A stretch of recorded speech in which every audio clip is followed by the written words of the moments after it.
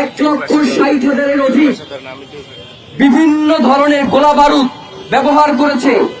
7,500-এর অধিক যৌথ বাহিনীর সদস্য যারা এই অপারেশনে অংশগ্রহণ করেছে, যারা এর নির্দেশ দিয়েছে, তাদেরকে তো বিচারের মুখোমুখি করতেই হবে।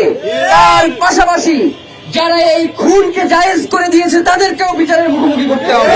তারা আবার নতুন করে বলবার চেষ্টা করে যে শাপলায় রং মেখে এই মানুষগুলো শুয়েছিল।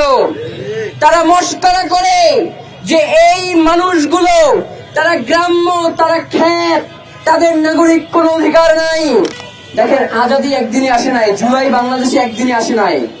শাপলা, পিলখানা, মোদী বিরোধী আন্দোলন, নিরাপদ সড়ক আন্দোলন থেকে শুরু করে প্রত্যেকটা গণতান্ত্রিক আন্দোলনের মধ্য দিয়ে কিন্তু এই বাংলার জমিনে জুলাই এসেছিল। সুতরাং এর কোন একটাকে অস্বীকার করা মানে হচ্ছে জুলাইয়ের যে স্পিরিট সেটাকে নাই করে দেয়া।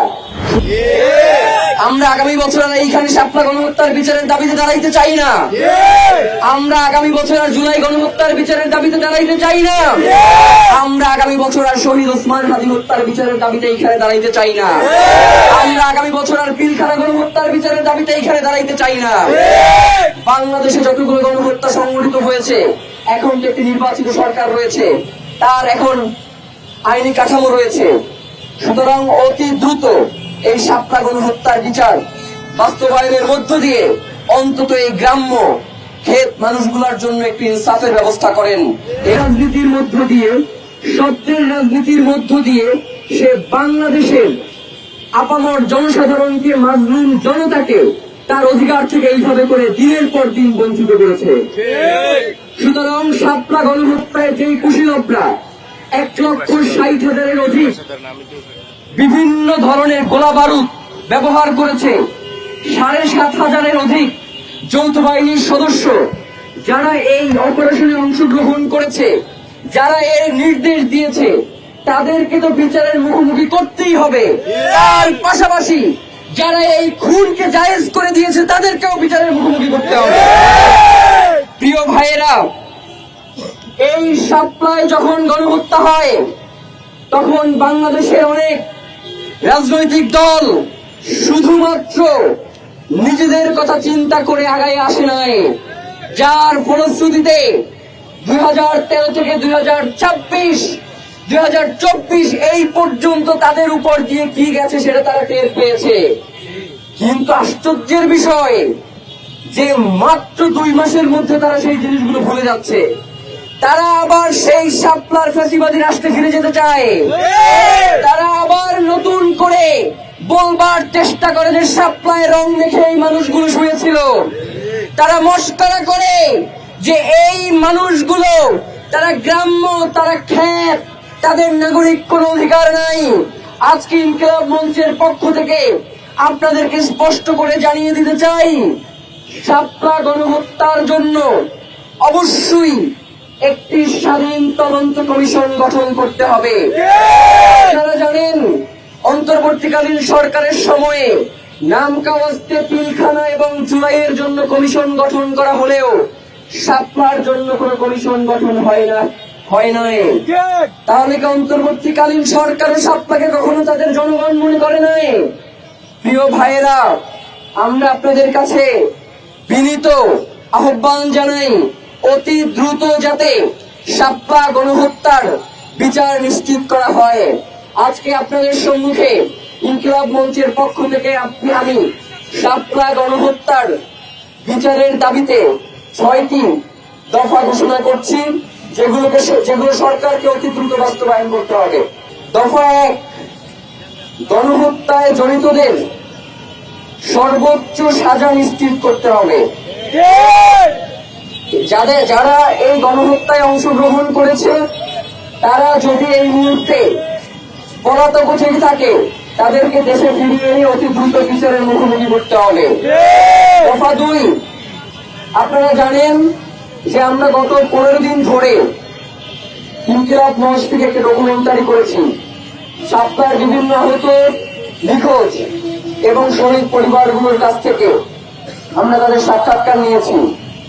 তারা জানিয়েছে শাপলায় যারা শহীদ হয়েছে তাদের ব্যাপারে রাষ্ট্র অন্তর্বর্তীকালীন সরকারের সময়ে সামান্য কিছু আর্থিক সহযোগিতা করলেও তাদের পুনর্বাসনের ব্যাপারে রাষ্ট্র কোনো ধরনের পদক্ষেপ গ্রহণ করে নাই। এমনকি আহতদের ব্যাপারে রাষ্ট্র এইটুকু পদক্ষেপ গ্রহণ করে নাই। মানে ব্যাপারটা এমন যে আহত হয়েছে তাকে আমার কি। তো আমরা অতি দ্রুত দাবি জানাই, সরকারি খরচে আহতদের চিকিৎসার ব্যবস্থা করতে হবে। আপনাদেরকে একটা আশ্চর্যের কথা জানাই, আমরা সেন্টারে একজনের সাক্ষাৎকার নিচ্ছিলাম, ওই সময়ে তার পায়ের ভিতরে যে রড ঢুকানো হয়েছিল, অর্থাৎ আজ পর্যন্ত তার সেই পায়ের ভিতর থেকে রড বের করা হয় নাই। এই রাষ্ট্রের জন্য দীর্ঘ 17 বছর ফ্যাসিলিটি কাঠামো থেকে উত্তরণের পরে আজও যদি আমরা তাদের পাশে দাঁড়াতে না পারি, সেটা আমাদের জন্য অত্যন্ত লজ্জা। আমাদের দফা 3, শহীদ ও আহত পরিবারকে পুনর্বাসন করতে হবে। আপনারা জানেন এই শাপলার মধ্যে অনেকেই ছিল। একজনের সাক্ষাৎকার আমরা নিয়েছি, তখন সে ক্লাস 6-এ পড়তো, এতিমখানায় থাকতো, তার একটা পা কেটে ফেলতে হয়েছে। এই মানুষটার পুনর্বাসন যদি রাষ্ট্র না করে, এই মানুষটা কোথায় যাবে আপনারা বলেন? সুতরাং শহীদ ও আহত পরিবারকে অতি দ্রুত পুনর্বাসনের ব্যবস্থা করতে হবে। শহীদ ও আহত পরিবারের সন্তানদের জন্য শিক্ষা ভাতার ব্যবস্থা করতে হবে। শাপলা গণহত্যার ইতিহাস পাঠ্য বইয়ে যুক্ত করতে হবে।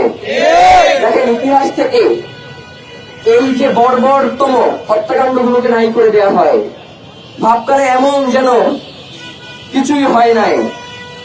দেখেন, আজাদি একদিনে আসে নাই, জুলাই বাংলাদেশে একদিনে আসে নাই। শাপলা, পিলখানা, মোদী বিরোধী আন্দোলন, নিরাপদ সড়ক আন্দোলন থেকে শুরু করে প্রত্যেকটা গণতান্ত্রিক আন্দোলনের মধ্য দিয়ে কিন্তু এই বাংলার জমিনে জুলাই এসেছিল। সুতরাং এর কোন একটাকে অস্বীকার করা মানে হচ্ছে জুলাইয়ের যে স্পিরিট, সেটাকে নাই করে দেয়া। সুতরাং আমরা দাবি জানাই, শাপলা অন্যান্য গণহত্যার ইতিহাসের পাশাপাশি পাঠ্য বইয়ে শাপলা গণহত্যার ইতিহাস যুক্ত করতে হবে। আপনারা জানেন যে বাংলাদেশে মুক্তিযুদ্ধ বিষয়ে একটি মন্ত্রণালয় রয়েছে। জুলাই গণ অভ্যুত্থান অধিদপ্তরের মতো মুক্তিযুদ্ধ বিষয়ক মন্ত্রণালয়ের অধীনে শাপলা আন্দোলন অধিদপ্তর গঠন করতে হবে। এই কার্যক্রমগুলো এই নির্বাচিত সরকারকেই করতে হবে। এখন জিজ্ঞেস করেন কেন? অন্তর্বর্তীকালীন সরকার যখন ক্ষমতায় ছিল, প্রতিনিয়ত তাকে এমন ভাবে প্রেসার ক্রিয়েট করা হয়েছে যে তুমি তো নির্বাচিত না, তুমি এইগুলার বিচার করবা কিভাবে? তুমি তো নির্বাচিত না, তাহলে তুমি এই কমিশন গঠন করে কি করবা? তুমি তো নির্বাচিত না, তুমি এইটা কেন করতেছো? তুমি নির্বাচিত না, তুমি ওইটা কেন করতেছো? এখন তো বুঝলাম যে আপনারা নির্বাচিত হয়েই আসছেন, তাহলে আপনারা শাপলা গণহত্যার বিচারটা করে দেখান। আমরা আগামী বছর আর এইখানে শাপলা গণহত্যার বিচারের দাবিতে দাঁড়াইতে চাই না। আমরা আগামী বছর আর জুলাই গণহত্যার বিচারের দাবিতে দাঁড়াইতে চাই না। আমরা আগামী বছর আর শহীদ ওসমান হাদি হত্যার বিচারের দাবিতে এইখানে দাঁড়াইতে চাই না। আমরা আগামী বছর আর পিলখানা গণহত্যার বিচারের দাবিতে এইখানে দাঁড়াইতে চাই না। বাংলাদেশে যতগুলো গণহত্যা সংঘটিত হয়েছে, এখন তো একটি নির্বাচিত সরকার রয়েছে, তার এখন আইনি কাঠামো রয়েছে। সুতরাং অতি দ্রুত এই শাপলা গণহত্যার বিচার বাস্তবায়নের মধ্য দিয়ে অন্তত এই গ্রাম্য ক্ষেত মানুষগুলোর জন্য একটি ইনসাফের ব্যবস্থা করেন। এইটা ইনকিলাব মঞ্চের পক্ষ থেকে আজকের প্রোগ্রামে আমাদের সর্বশেষ দাবি। মাহফিল অ্যাপস, দেশের সর্ববৃহৎ ইসলামিক ভিডিও স্ট্রিমিং অ্যাপস।